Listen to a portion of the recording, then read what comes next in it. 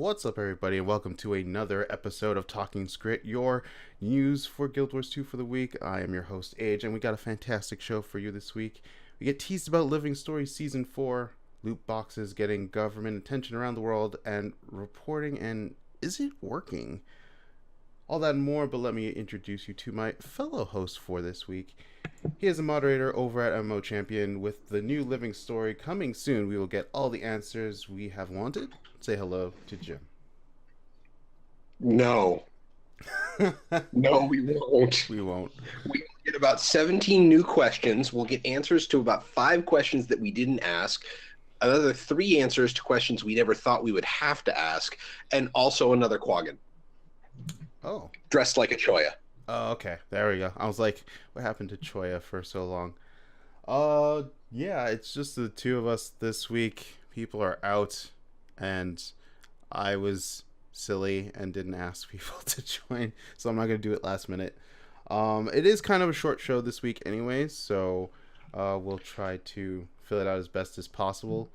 I don't have any Abaddon things, so I apologize in advance. Stretch. We shall stretch. All right. So the first thing on the menu is the Living World Season 4 teaser trailer. I'll pull this up here. So Living World is coming back. It comes back on November 28th, 2017. It very much, the teaser felt very much like a recap, except for the last scene where there's a branded storm falling down on a crystal desert town. It's assumed a moon oasis, and there's actually a wyvern and baby dragons flying overhead. So it was it's just good news. We're having Living Story before the end of the year, so I dig the recap. I'm not gonna lie. Like, I thought it was edited together well. It flowed. Also, hi Ada. I always bounce between the two pronunciations, even when I'm like reading your stuff in the Discord server. But I'm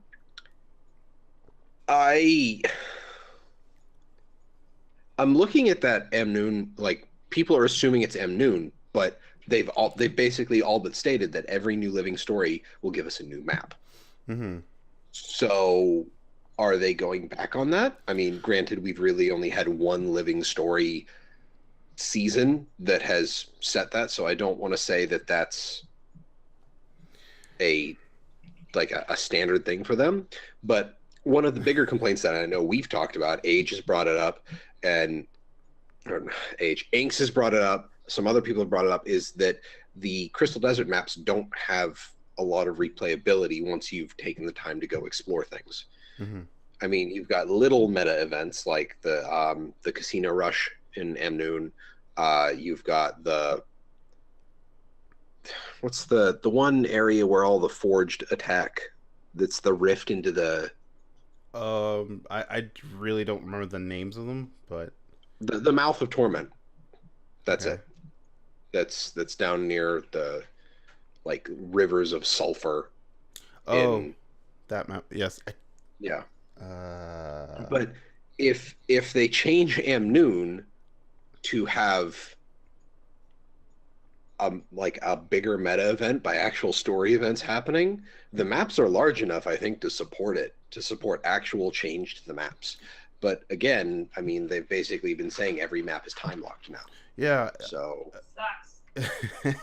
it's interesting you brought it up, because I actually do have a picture. I took a snapshot of my map of I assumed it was a moon oasis that was getting attacked, so I took a snapshot, and I wanted to potentially think about the area that could be unlocked as part of Living World if they were going to make a new map, because I was thinking to myself, on the same vein as you were, like, are we getting a new map? Is it just a moon oasis getting attacked? Like, what's going on? Because I thought, exactly the same thing, time lock stuff.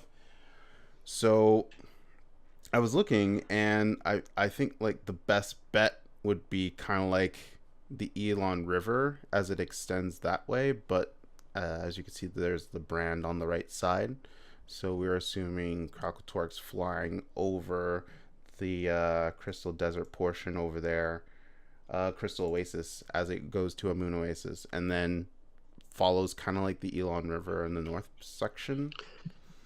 I honestly have no idea because it could extend to like both Crystal Oasis and a new map at the same time. Uh, and I wouldn't have a problem with not getting a new map. I love the fact that the previous, like, I enjoyed the destruction of Lion's Arch. I like seeing the remains of the Marionette in Lornar's Pass. I like seeing the remains of the Nightmare Tower in Kessex Hills. I like change to old content. Mm-hmm. It makes it more replayable. It makes it more interesting, and it also makes it feel like you have to keep playing or you're going to miss something. I don't have a problem with that. I Okay. don't have a problem at all with that. I understand the two different game design philosophies on it, where you don't want people to feel like they missed out on something, but then you have the weird disconnect of you have to keep adding new areas, and there's developer burnout on that. Like, these maps are so huge. Like, these 5 maps are pretty much the same size as the rest of Tyria combined Mm-hmm. right now. So my problem with adding new maps is they either have to go back to the Heart of Thorn style and have them be a little more vertical, or they have to be much more condensed. Well, So yeah. I mean, Draconis Mons was kind of that Heart of Thorns verticality map as well as horizontal. And it was interesting how they made that map because it was there were layers, but only there were certain land areas that you can actually walk on. mhm. So maybe they'll put like one or two of those maps in. I personally wouldn't mind, especially with mounts now, like because you can get around a lot more easily. But it Honestly, I need to get my Griffin. I need to fly around Draconis Mons because I think that would be really cool. there you go.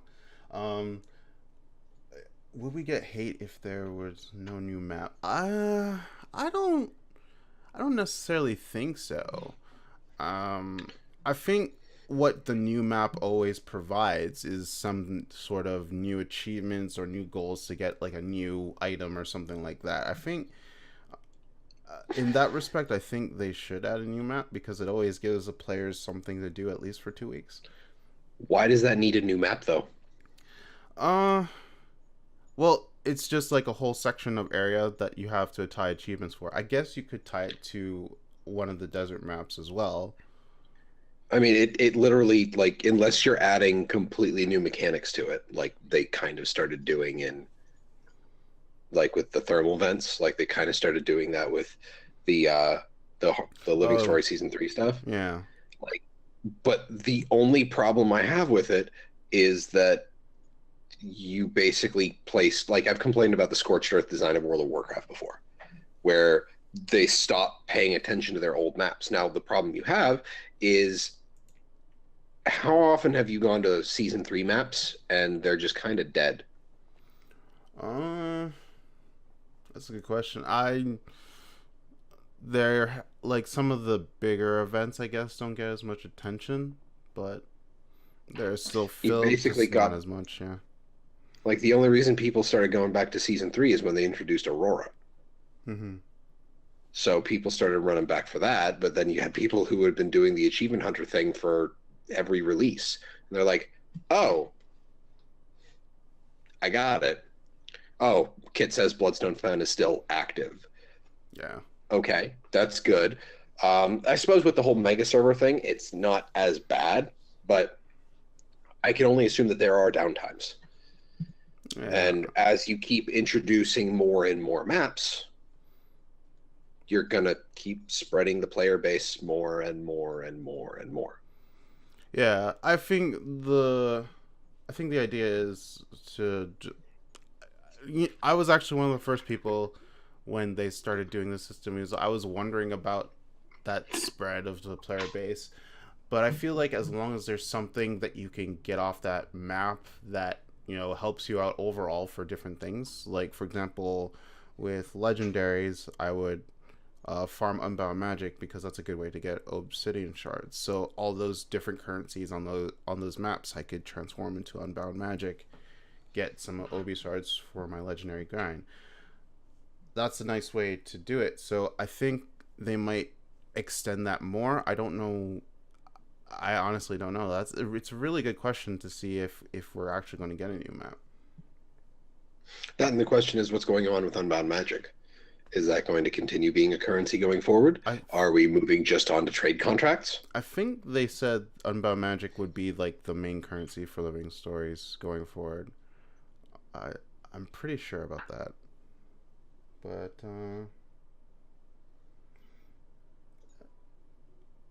I don't know. We'll see what happens. Um. So yeah, there were just a bunch of clips from the previous story. I'll bring it up again just so that people can see that. Um. Where are you? There you are. Do you think it does any of the new living story stuff have to do with the events around Shadow Behemoth, like from last week? My only thought is that the stuff with the Shadow Behemoth, I think that's all going to be current events. I don't think it's going to be tied to the main story. Hmm. Because I hope it's a rework of the Shadow Behemoth. I love that fight because that's, like I've said before, that's my first experience with a world boss in Guild Wars 2. That, despite how boring it is to me now, that fight will always have a special place in my heart. But I hope that it's a rework. But again, the Shatterer fight was not exactly tied into main story when they reworked it. So Yeah. Well, yeah, I personally think it's going to be kind of a separate thing. I don't know, because I think the main focus will be Krokotork and other side content. I think, well, prediction wise, I think we're going to have a few words with Bram. There's going to be going back to Dragon Watch Chamber and things like that. But yeah, the main focus I feel like will be Krokotork. And as if how we'll deal with him, I guess I'm not sure if we'll deal with it in the episodes themselves or if it'll go into an expansion. That'll be the interesting bit. I'm I don't know, because it's more like, we're kind of trying to focus on controlling the elder dragons as opposed to killing, because we realize killing dragons bad. But at that point, actually, like, we'd want to kill the dragons at some point, because from everything that was in the story of Path of Fire, they basically pointed to, we have to replace them Mm-hmm. with entities that are willing to regulate magic, not just consume it, leak it out, wake up, do the whole thing again. Yeah, So it's because I don't necessarily want to put dragons to sleep. I kind of want to fight like a super big boss. I was super big dragon boss, I should say, but again, we know what happens when we do that. So are we just gonna like fight more other entities? well, it's one of those things where I think we have to have a plan in place to maintain to control the magic that's released when we kill a dragon. Like, the only reason killing Balthazar wasn't a big deal is because Aurene was there and Kralkatork was there. Hmm. I literally just did the Beasts of War and To Kill a God quest chapters again because I got hit with the bug where I didn't get the shoulder skin reward for that. Oh, okay. But that's, I mean, you see as Aurene is like thrashing around, absorbing the energy coming out of Balthazar, you see Kralkatork just kind of nom nom nom nom nom nom, Hmm. just sucking in ley line energy like it's a giant angry spaghetti noodle. Hmm. So okay, so my question now is, if we kill dragons, actually, I'll bring it back a little bit. So we do have Aurene, who obviously absorbs some of that magic, but will she be like the main source that will be absorbing magic for us if we kill one of these gods or dragons or these she can't significant be, beings of ley line? because they basically made it seem like you need the 6 focal points as a distributed network to handle all of the magic on the planet. So, how do you think that distributed network will be? Like, how do we establish a network that doesn't kill us, basically? Uh, you need to find other entities that can absorb and control magic. Uh, go, I don't know, freaking Scruffy becomes one of them because Timey figures out how to make AI and Scruffy becomes sentient. Yeah, it's just Like, the only entities we know of that were able to harness and control magic the way they did were the gods and dragons. So we either A, need them to come back, or B, we need to find more dragon eggs. hmm. And then we need to actually have people, hang out with the dragons when they hatch, so they're not all like, let's just kill humans. It's fun. Yeah, there are other races in the world. But yeah, I understand the sentiment. It's I don't know if there are other dragon eggs in the world. That's actually a really good question, but I don't know. Maybe time you will make something for us, and then boom, will all our problems will be solved. There you go. Dragon golems. Dragon golems. Look, if there's anything I've learned from watching Asura as this game has continued to grow, Asura will try to solve everything with golems. That's fair. Oh, there you go. Yeah, exactly. That was Pixel I just said. Yeah, giant battery. Oh, that'd be interesting if that we can actually use that to like slowly power other elements in the world. Like I don't know, we can. I I, I really hope that they don't do that. I really hope It would that that's not. not it. It would not make for good story. I'll admit that. No. Oh It would very much be the tiny ex machina that Inks loves so very much.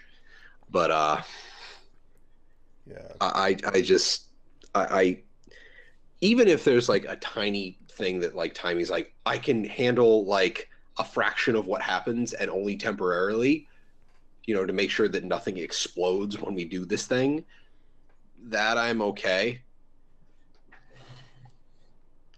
Oh. Oh Oh, geez. that's what happened. Okay. That's pretty insane. But yeah, that's a lot of speculation from our part about what's gonna happen. We're living story 4, and feel free to leave your comments in the down below on YouTube. I was about to say in the description below, but I'm like, that doesn't work. If other people can edit the description, that would be a problem. All right. Um. So this isn't technically Guild Wars 2 news, but it does pertain to kind of the issues that we had last week with the mount license system and just gaming in general as loot box news happens. So, um, if you've been paying attention, there has been a bit of a fiasco with EA and Star Wars Battlefront 2. There was a whole you guys go on Reddit and check that out for yourselves if you want. But basically, it got to a point where Belgium is going to launch an investigation on loot boxes and see if they're going to be classified as 18 plus gambling. The commission's director Peter Nasenes, I think that's how I say it, Nasens, says that if your ability to succeed in the game is dependent on random outcomes, in this case the contents of loot boxes, then commission will have to consider it's a game of chance. If there is a game of chance, it's not possible without a permit from the gaming commission. So yeah, it looks, and it doesn't it looks like for EA, they did have their driving force for a power did come from loot boxes, but they actually turned it off for release. Yep.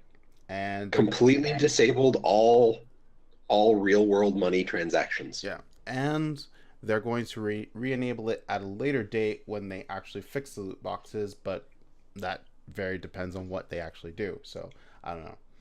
I think this was just kind of like lowering the damage because they do realize like this is going to be a problem for us, so we have to fix it. There were some rumors that Disney may have stepped in at some point, but we honestly don't know. But th- this doesn't seem like it will have much of an effect on Guild Wars 2 because uh, all the only loot box we have is the Black Lion chest and technically the mount license system, but they don't promote power in any respect. They're just purely cosmetics. So that's kind of good for us, but I kind of wanted to bring this up. Well, what do you think about the entire thing? EA done goofed. I actually feel bad for all of the people at DICE, the actual developers, because I don't feel like this is at all being driven by people at DICE. Yeah. Um, and Kit brings up a good point in chat is that these kinds of investigations won't affect Guild Wars 2 because Guild Wars 2 is literally just skins. So the outcome of the game, being able to play, being able to raid, PvP, what have you, won't ever be determined by things you get out of the Black Lion chest, your mount adoption licenses. It doesn't matter. Mm-hmm. When it comes to the mechanics of the game, Guild Wars 2 loot boxes don't matter, which I'm okay with. Like that's the thing that I'm totally cool with for now. That they don't affect power. I still don't like the loot boxes. I don't like especially the mount adoption system, but at the very least it's just cosmetic. Now I understand that phrase is I'm not saying that phrase to excuse them. I still don't think they're a fantastic system.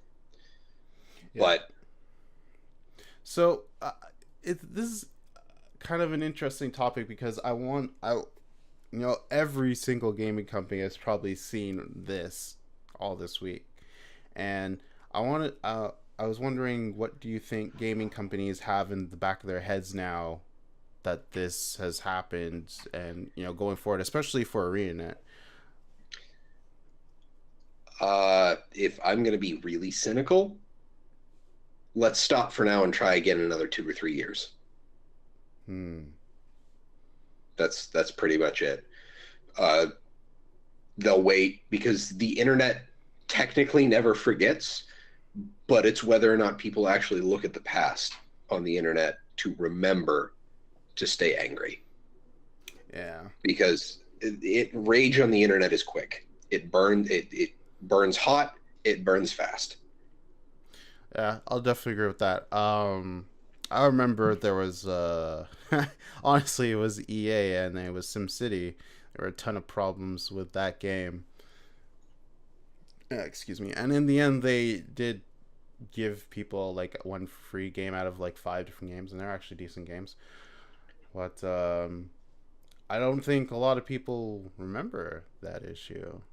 I did because it was like one of the last games I actually bought from EA. But I remember. I remember SimCity. I remember. SimCity is one of her first computer games. SimCity 2000. Like, SimCity 2000. And Sim Tower had that one. But the problem with SimCity is that they completely ignored what SimCity was. Yeah. And this is a problem with EA because EA makes all of its money off of sports games. And they've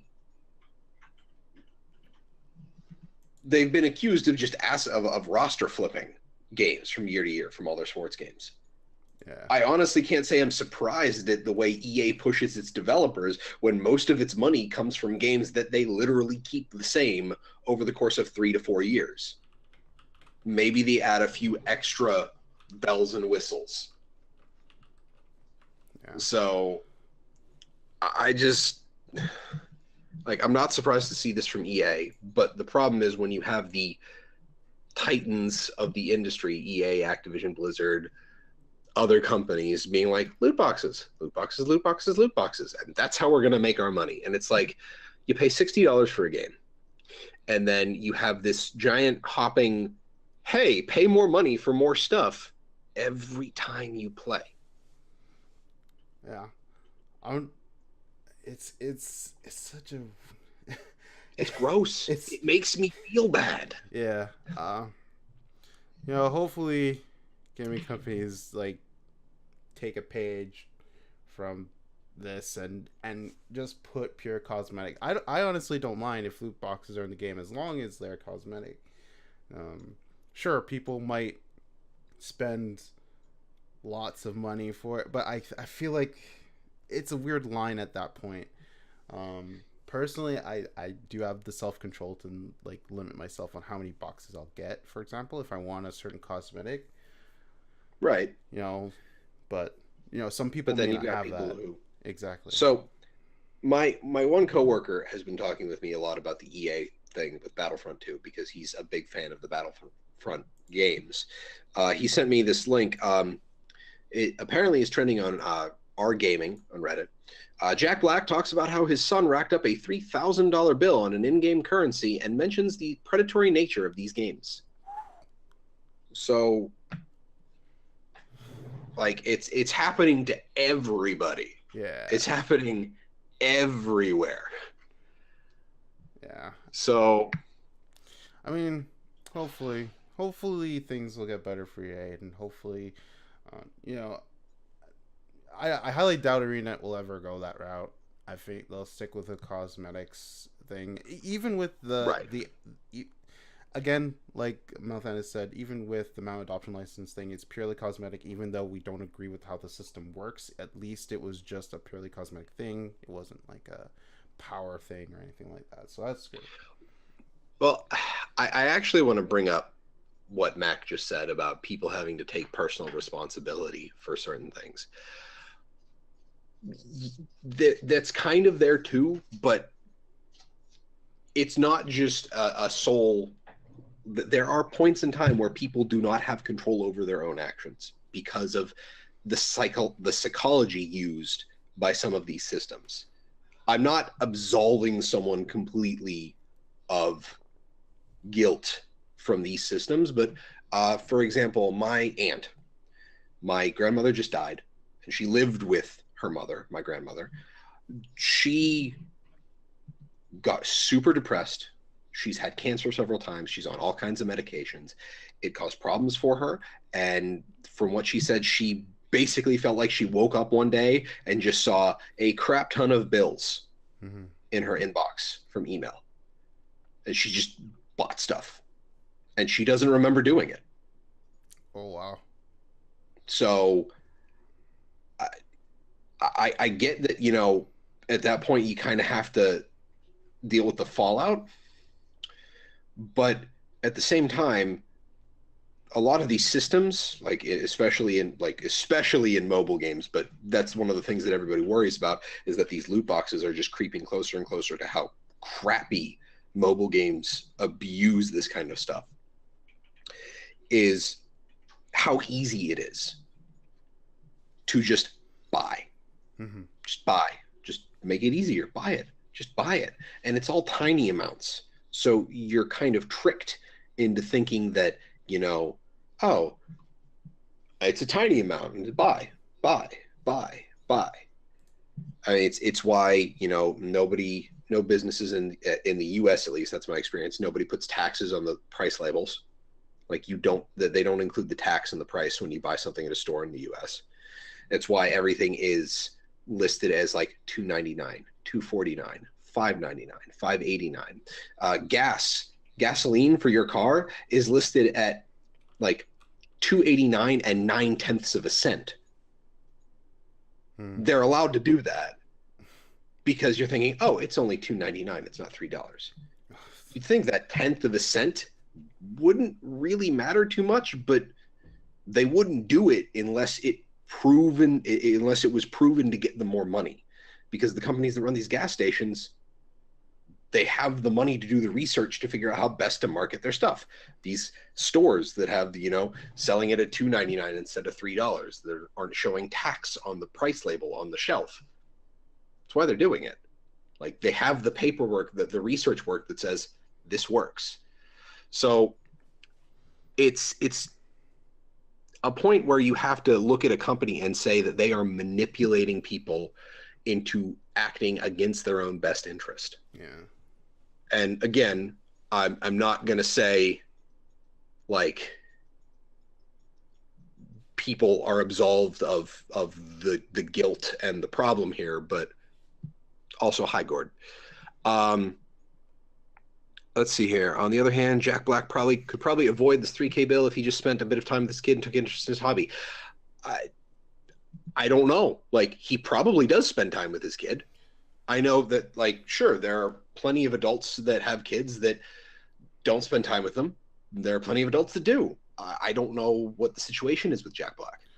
Yeah. But I think that's kind of it's actually that's kind of interesting that you bring up because when I was growing up with video games, I first started out with console gaming, and I would always play those games in my living room, where my parents could always, see different things. I was playing like, games like Smash and Tales of Symphonia and things like that. So my parents always knew what types of games I was playing. So, if it was inappropriate for me, they would like tell me that. And then any games I bought, I did like by myself, but I would always, play them in the living room. When I got older, obviously I could, go in my room, play things as I wanted. But I feel like if you are a parent and your kid likes video games, you should actually pay attention to what your kid plays, and you should ask yourself if you feel comfortable with your child playing a certain type of game. On that train of thought, don't attach your credit card to the console or to that kid's account, because unless you want to rack up bills that you may not necessarily want, because your kid might know or your kid might not understand like how much they're spending. well, that's the other thing is like I don't know how old the kid is. So it's possible that it's like, okay, this kid has proven to be responsible and has like a bank account or a credit card. Because I knew kids when I was 13 that had a credit card that were super afraid of even having it with them because they didn't want to piss their parents off, but their parents trusted them with it. So again, it's one of those things where it's like, yeah, it's on both sides. It's the psychological manipulation from the companies, and it's also people not being vigilant. Yeah. There is such a thing as fatigue. Yeah. When you're trying to stay vigilant on things. It's like trying to stay angry at stuff on the internet. There's so much to stay angry at, but these big companies is just like, oh, we can keep being assholes. You'll forget eventually. Yeah. In terms of like kids and credit cards, I don't necessarily think like they stole the credit card or anything, but it's just like if it's there attached to like your Xbox account, right? And you're just you could just easily say it's like, oh, this costs like X amount of currency, which isn't actual real money, but it's just a currency. It's like, oh, I'll buy this so I can get this, blah blah blah, and so on and so forth. So eventually, you do rack up a bill in that case. So that's why I say like you shouldn't attach your credit card to like certain. I'm actually kind of afraid of the fact that I chose to save my debit card information into the trading post for the gem store. Yeah. So. But people aren't vigilant because also not brought up in a huge way because besides internet. Internet. Most parents don't know about microtransactions and the impact. That's another thing too. I feel like if you're not a video game parent, I guess that's kind of the problem in that regard. It's one of those things where it's like people still think, oh, you play Pong when you say video games. And I'm like, I can play Pong in Minecraft on a system that I build in Minecraft. Yeah. Yes, I play Pong, but I also play a lot more than that. Yeah. Wow, we're really transitioning away from this, but let's kind of wrap it up there. We can do this more in the after show. We can finish this next bit. But yeah. We can get back to the loot boxes and economy and gaming for the after show, I think. Yeah. We'll hop back to this. This is very fun. But back to the table. Right. Uh, well, next up on the deck is reporting and how well does it work, actually. So, there have been recent Reddit threads about World versus World exploiting and griefing. So, a person, for example, throwing siege on top of other people's siege when they're trying to build. There's people exploiting into towers. That's not kind of new, but this person has been apparently reported numerous times. So what's interesting is that the title of the griefing thread that I read was "Why Bother to Report Griefers?" So that gives me a sense of from some players that reports don't feel like they do anything. So my question is, do you think that the report system works, or do you think it needs to be reworked in some way? Uh, See, one of the problems is being able to, right click on someone and say that you like and report them is who they are because you can say, oh, I reported this person. The problem after that is you have to decide as a company, do I let a person who filed a report know that something happened based on their report? Mm-hmm. Uh, We don't have and to. then Yeah, Kit yeah. We don't Kit have to. brought up the automated Uh, tournament shenanigans that happened. yeah. So, I mean, it comes down to how do you give feedback? Because a system without feedback just feels like it does nothing. Hmm. It's yeah. I'm not necessarily tying this down to World vs. World, by the way, guys. I'm tying down to like PVE, PvP, what have you. Um. Also, Deadeye, I knew this was going to happen the second they introduced Deadeye with the amount of range and the damage that they have.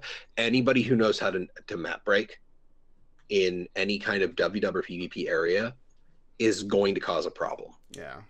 It was a kind of a similar situation with Longbow Rangers, I guess, but Well, it's worse yeah, than Longbow it Rangers. is kind of worse. I'll admit it. Um. I have said this for years, but I do feel like the report system does need a bit of a rework in terms of how, like some of the options or even just the text box to type It needs a text box. Yeah. because there are just certain situations that are not covered, and I feel like the report Well, system hasn't changed since launch. To be honest, I feel like that and what happens if someone starts whispering you after a PvP match and they start bitching at you? And yeah, you can report for verbal abuse, but what if they were also AFK, or you think they were throwing the match on purpose, or they actively say they threw the match on purpose once you're out of the game? Once you're out of a game, you lose match manipulation and idle player as report reasons in PvP. mm-hmm.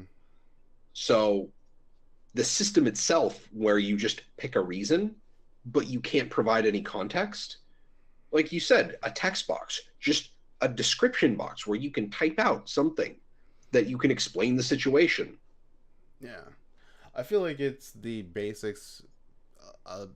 for any really report system. So, um, I really do hope like at least they look at it sometime in the next year or so because I feel like it's one of the things that could be done fairly quickly, and I could be horribly wrong. I have no idea, but it seems like it could, from a developing perspective, it seems like it could be done fairly quickly. Uh, Well, the other thing is that, as far as I can tell, their disciplinary team has no presence. hmm.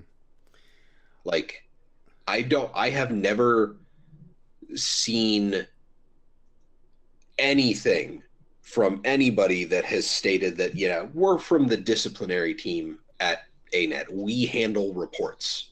I've never seen any public statement of that. That's true. And So, yeah. oh, go ahead. Although Lewis Plankin actually brought up in chat, it's kind of interesting. It feels like ArenaNet doesn't do anything until it's brought up, not just through the report system they have, but through Reddit, through different direct contact like email. Um, and it feels like, and it kind of feels like exactly the same thing that we're typing out these specific responses because we can't do that in game. And I feel like if we were able to do that in game, attach screenshots as well, if we could, that would be a much better system. It quite honestly, it mirrors the support ticket that you could send in game. Pretty much mirrors that. If they could do Yeah. that. Honestly, if they just used the support ticket for reporting and they just literally had a whole nother section that was just reporting. Yeah, actually, that solves that problem. Perfect. But the other thing, like going back to League of Legends, Riot Lite. I don't know if Lite still works for Riot Games, but Light was the head of the disciplinary team at one point in time. And they used to have a system called the Tribunal, where anybody 30 times a day could go into the tribunal and you could review a case that was reported. They stripped names out, but it was like reported player and then other players in the game were listed. And it would show you these are the reasons why this person was reported. Here's the text from the game. Cast your vote. It was a great system. Yeah. And you actually got influence points, which was the currency you earned from playing the game. So you could buy new champions in League of Legends by doing your tribunals every day. Yeah. And you got feedback. And then they were able to solicit feedback. And sure, it sounds like they're basically crowdsourcing their report handling, but it worked. Yeah. It worked really well. Then there was another thing where people could request Light to smite them. Basically, people could contest their ban on the League of Legends forums, and Light would be like, here are the chat transcripts of why you were banned. Mm. And it basically got to a point where it was like people being like, roast me. And it's just like, I'm roasting you with your own words. And they just kind of stopped doing it because people were actually trying to get banned for being dicks on the internet. It's the Doom thing. Just so they could, it's like when people were trying to get permabanned in Guild Wars 1 to see Doom. But it's one of those things where when the disciplinary system has an online presence, when it's not just some shadowy behind the scenes thing and not just a slap on the wrist. And it does come back to like feedback and communication, because the way Arena is communicating now is if there's like a huge big issue that happened in the game, or if there's any content that's coming out, it's like 2 to 3 weeks before it releases, they'll actually post something. In terms of reporting, it feels like, I hate to say it, but it does feel like a slap on the wrist most of the time. And sometimes there's absolutely nothing wrong with it, but for repeating offenders, there needs to be some sort of disciplinary. For people that match manipulated the automated tournaments that were supposed to revitalize PvP and then just went on to win the next automated tournament. Yeah. There's a problem with communication and the severity of punishment there. Yeah. I would have done that differently, but that's not where I'm going to go with that. But in the end, we're I guess what we're trying to say is that we would like a better reporting system. Ideally we'd like feedback as well if disciplinary action is taken. But it's entirely about communication. When people don't feel like the reporting system is going to do anything, they're not going to report. Mm-hmm. If people don't report, the system can't do anything. So it's a self-fulfilling prophecy there. I like the way you worded that. That's very good. All right, so let's move on to our community corner. Speaking of PvP, we do have the Unity Gaming Organization tournament. It is a 5v5 tournament. We haven't talked about it in a little while, but we're bring this up because they do have 2 new rulings. So class stacking is legal, so only 1 elite spec and core spec from classes are allowed. So for example, you can have on one team, you can have core warrior, you got berserker and spellbreaker. So that's what they mean by class stacking. I actually really like that ruling. actually really I like that ruling too, because it actually provides more diversity for comp positions. And players may play in both regions with the understanding that ping is a thing. So if you're on EU, you can play in NA. NA can play in EU. Just be prepared for ping if it happens, and obviously your team will be okay with it because they let you play. So there you go. So the NA tournament will happen on November 19th. The EU tournament will happen on December 3rd. We will link to you guys the Reddit threads if you guys want to check that out. That is tomorrow for the NA tournament. Yeah. JSYK. There's usually, so if you're watching on YouTube, it's like now, right now. Yeah, so at least you'll be able to watch, not participate. But it could be very interesting to see what people come up with in different compositions. Next up in our community quarter, we have the Guild Mag Annual, which I'll bring up over here with this. So look how shiny it is. So we're gonna have articles from MMO Inc., Dragon Season, Cora, who is Guild Wars, and me. Hashtag shameless plug. I didn't want to plug this. Dale wrote this. Don't blame me. But yeah, I'll be doing a review of Path of Fire, just like how it was at release and the aftermath of it. So it should be a lot of fun. I will be tough but fair. So. Did you remember to answer the age-old question? In the article? Yeah. I guess. Hashtag so. Yeah. But the Guild Mag Annual is cool. It does have Path of Fire lore, including a history of the Sun Spears. They're going to be releasing a timeline for Guild Wars 2, community artwork. There's going to be some fan fiction, apparently. So, there you go. Desert fashion to upgrade your in-game appearance and much more. And the charity that this year that the annual will be supporting is the World Wildlife Fund. They said they're choosing to support the vital work of the WWF this year to ensure our planet remains protected for future generations. Climate change, sustainable food sources, deforestation, and wildlife conservation are all issues we're facing right now.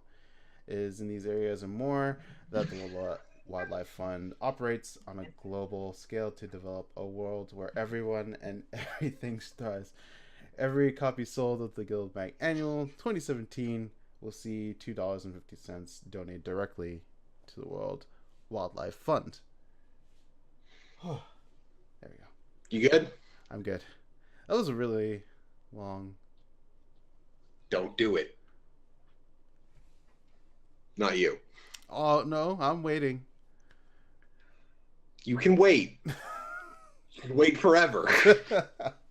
Okay. That's fair.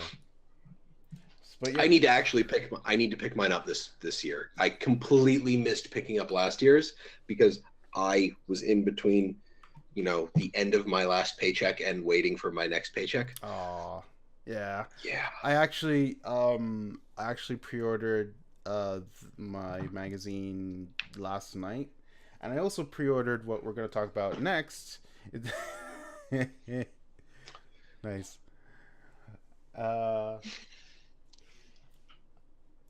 I'll use this because I thought about getting over it. Oh, thanks, Wispy. We also have another item that we have in Community Quarter. It is called the Guild Wars 2 Winter's Day Zine. Now, Chimes is a Winter's Day themed Guild Wars 2 fanzine. It's projected to hosted within the community of Guild Wars 2 by the organizers in POW.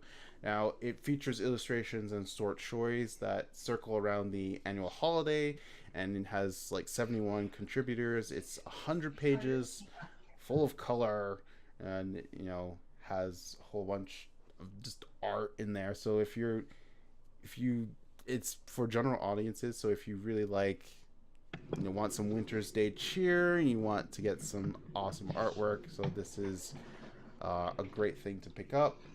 And all net proceeds of the Zine will be going to MSF, Doctors Without Borders, and they'll be selling physical copies by themselves in bundle with postcards and prints starting November 1st. And here is a link to the website for this if you really want to pick it up. I also pre-ordered this because it actually looks really cool. It goes to a good cause.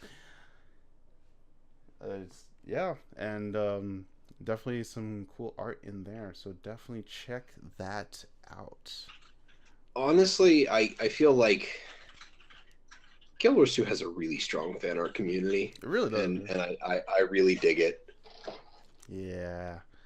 I'm very interested to, because I just pre-ordered the design. There's actually some bundles that you can get, like postcards and things like that. So, I just wanted design. I wanted to see how it was. It looks really cool. So, that's fairly decent price. So last up, we do have the gem store. All right, so we have the Unbound Magic mining tools. We have the mining beam. All the names are up there, so you can check them out. They're a bundle for 2,700 gems. This does bring up the question if Unbound Magic will be the currency again for season 4. I do think so because it will. I'm gonna ignore chat right now. Unbound Magic, good. Unbound Magic is good. If you don't have a set of infinite tools, that's a good idea, Mac. That's a good idea for branding. Talking Skrittier plugs. Damn it. If you don't have a set, this is a good set to pick up. Because if you care about having all of your stuff themed together, you've got a pack of stuff to go for. That, and apparently the Unbound Magic does pile up quickly, especially if you're like me and you have to grab every node that you come across when you're going through the overworld. Yeah. So I have the Watchwork mining pick, and that adds up over time. Yeah. So I mean, it'll be a good item. And another returning item is the Menzies Agony. It's 600 gems, and for 3 days only, apparently. So it might be gone already. I'm not sure. We have to check. But it is a pretty cool great sword. So if it's still in the gem store, it. Mangus? Yes. I will say yes. There wasn't a link to this, but I will get it for you guys now. And there is another item in the gem store that is actually new, and it is called the Salvage Forge Helm and Gloves. I'll get a picture for you guys real quick. But those are in the gem store for 400 gems each. They are armor pieces, so that's really good. And they're for 400 gems each. I'll get a picture right there. And we'll put it up in the gem store.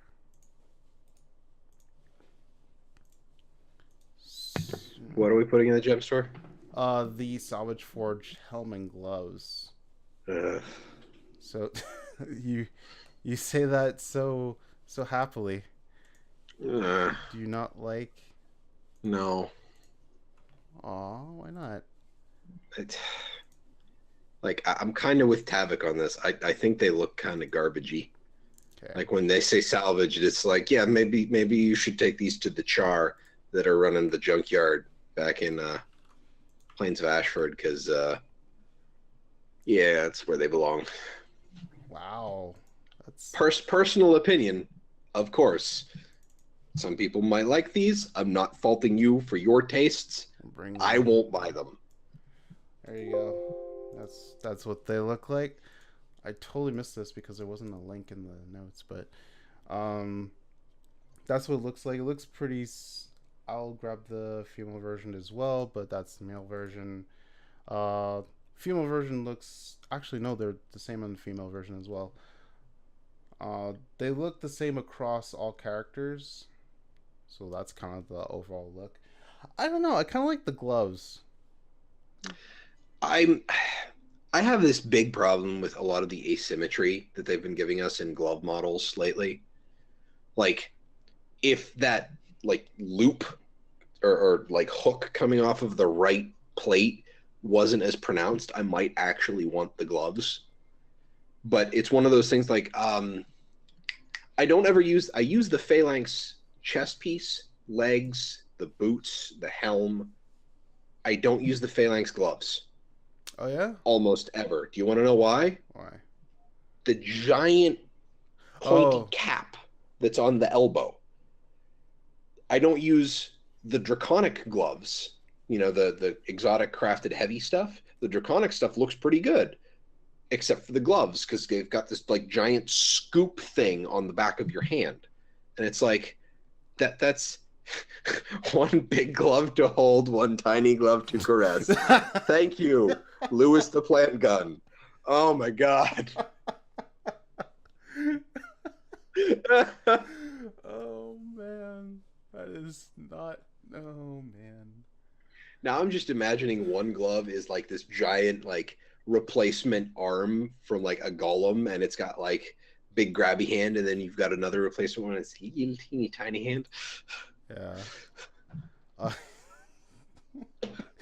I'll, I'll put the back look of it so you guys can kind of see. Then I also have a big problem with a lot of helms. I've been trying to find a different helm to use on my plate characters because mostly I just run without a helm. Um, all of the helms I've been finding lately add like an extra 4 or 5 inches to the top of your head, I see. and it looks weird to me. Eh, mm, the helmet I could. I'm not a huge fan of. I get it does look like a forged helm type of deal, but Yeah. I do really like the gloves though. I mean, I have to admit, when you hear salvaged forged armor, they nailed it. That looks like you salvaged pieces of forged and turned it into armor. Yeah, Great job. kept the fire thing too going. So Yeah. Yeah, the extra engine. So that's why the Asura all have crazy helms for all their cultural stuff. That explains things. that does explain things to some extent, I guess. All right, so that is our show for this week. I'm sorry for destroying people's ears. I won't do that for the YouTube video. So YouTube will have no idea what I'm talking about. But